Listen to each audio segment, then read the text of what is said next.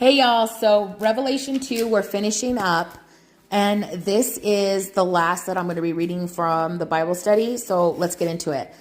Thyatira was a working person's town with many trade guilds for cloth making, dyeing, and pottery. Lydia, Paul's first convert in Philippi, was a merchant from Thyatira. In Acts 16:14, we read about that.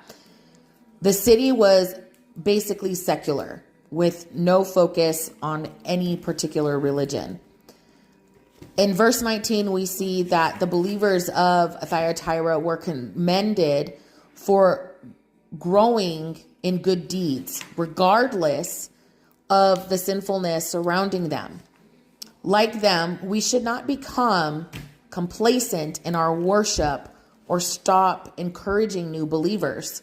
Our faith, actions, and love for others must stand out as different from things of the world.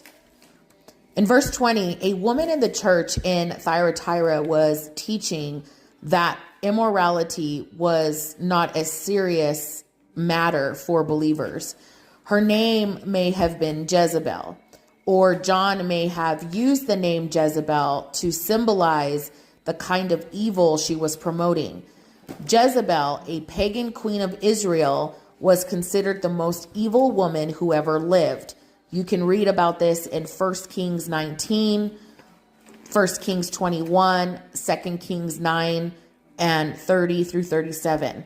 And her profile is on page in this book of 745, which I might read because I think it's important for us to examine that, especially in the day and age of the church that we are living in today.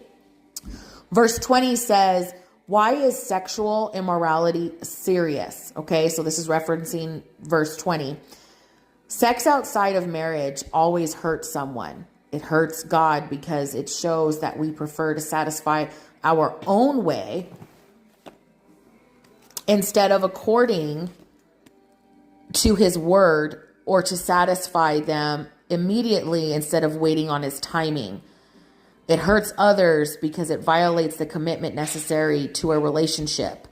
It hurts because our sin always separates us from God, and sexual immorality particularly leads us away from God's good plan for our bodies.